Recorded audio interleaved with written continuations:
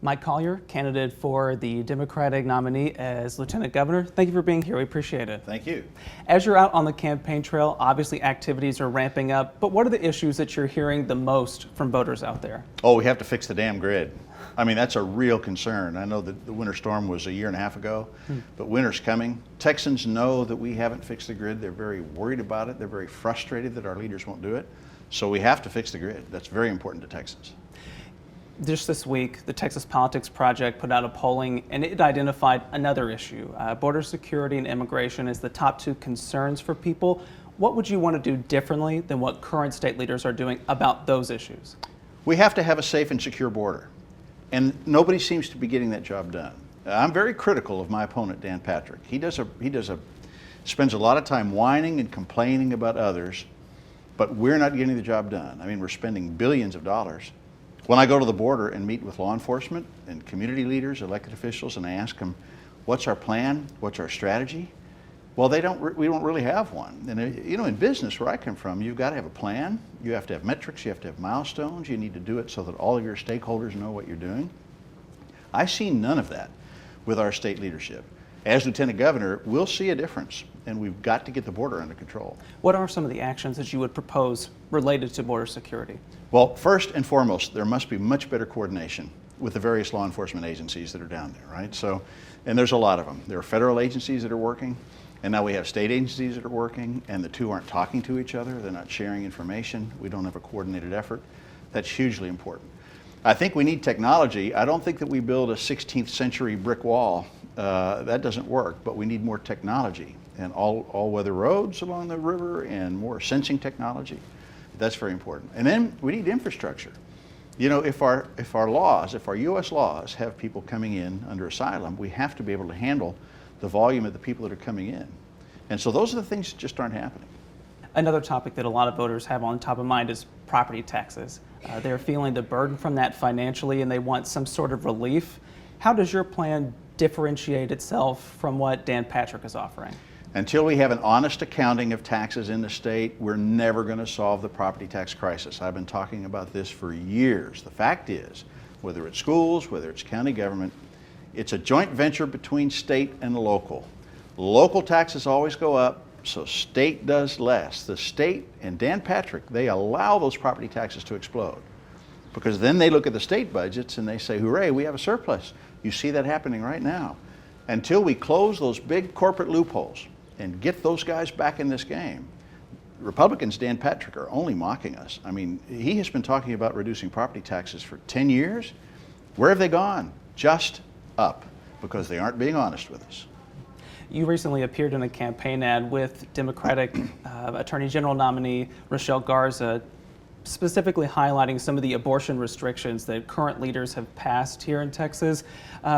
Realistically, what could you do as Lieutenant Governor to address or change some of those? That trigger law, which by the way, it was Dan Patrick that passed that trigger law, so that when Roe v. Wade was overturned, that means in cases of rape, in cases of incest, life and health of the mother, they can't seek care. That is an absolute disaster for the state. Democrats know that. Many Republicans know that. And so what we have to do is change that immediately. I'm often asked, what's the first thing you'll do as Lieutenant Governor? We have to fix the grid, and we have to solve that problem because women are going to die in this state, and it's just not right. And Dan Patrick is at the heart of this crisis. How much is abortion access coming up on the campaign trail while you're out there? You find that there's an awful lot of Republicans, particularly Republican women, not exclusively Republican women. A lot of Republican men are going to cross over and they're going to vote for us because what this means to them and their loved ones, to criminalize the relationship between a patient and a doctor, is just absolutely unacceptable. You also, during this campaign, have highlighted your past as a Republican. Why is that exactly? Why highlight that portion of your background? I think it's important for people to know who I am. And I also say this, I mean, I think Texans are really, really tired of partisan warfare, right? So it puts me in a position where I talk honestly about my career as a businessman, as an energy guy. I used to be a Republican. That I can build a coalition not only across the state, but across the aisle. Now, when does that ever happen when you're running for office? That's what this allows me to do. It's very rewarding. The response from Texans on both sides of the aisle is very, very positive. And then, if I'm honored to be Lieutenant Governor, we can actually roll up our sleeves and get things done. Circling back to another issue, I wanted to ask you about education in particular. I just wanted to highlight Lieutenant Governor Dan Patrick has called for ending university tenure for anyone who teaches critical race theory.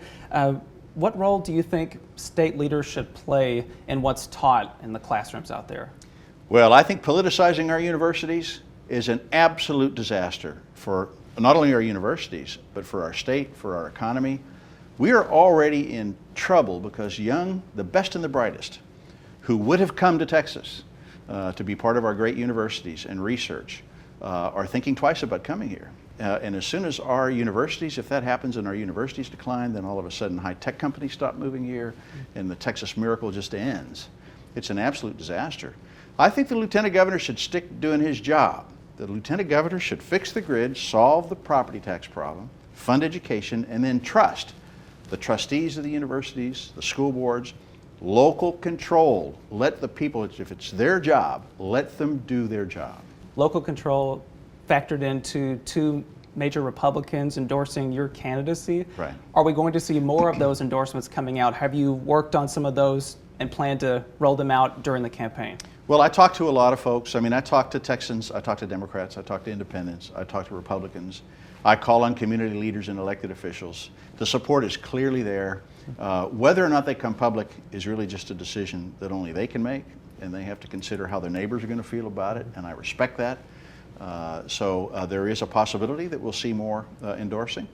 I hope they do, but I know for a fact, whether they do or don't, they're telling people in their communities that we have the wrong lieutenant governor. The state is going in the wrong direction. If you're a local official, a county official, it's local control and property taxes. These state unfunded mandates make it impossible for county commissioners and county judges to do right by their constituents when it comes to property taxes. When it comes to school board members, the state is a terrible partner, a deadbeat partner, not paying the freight, making them charge homeowners. So you have lots of folks that are viewing this contest, and this is really important to me. They're not viewing this race, Mike Collier versus Dan Patrick, as a Democrat versus Republican partisan brawl. They're viewing it as which one of these two is going to provide the leadership to solve these problems. I personally think that's what this race is all about. Finally, while I have you, there is much coordination, I'm sure, between the Democratic candidates. How often are we going to see you appearing with Beto O'Rourke, for instance, as he runs for governor, perhaps as Rochelle Garza's out there running for attorney general? What kind of coordination will there be in terms of campaigning with all the Democratic slate of candidates? Well, listen, we all like each other. We all know each other very well. We talk as candidates from time to time. Our staffs talk almost daily. You know, as you're running a campaign, it's a big state, so we don't want to always be together because there's times where one needs to be in West Texas, one needs to be in East Texas. As we get closer and closer to Election Day, it's going to make more sense for us to get together. So we'll do that. The goal is to make sure that we appear together as needed to make sure we win, and you'll see that. Okay. Mike Collier, thank you so much. Thank you.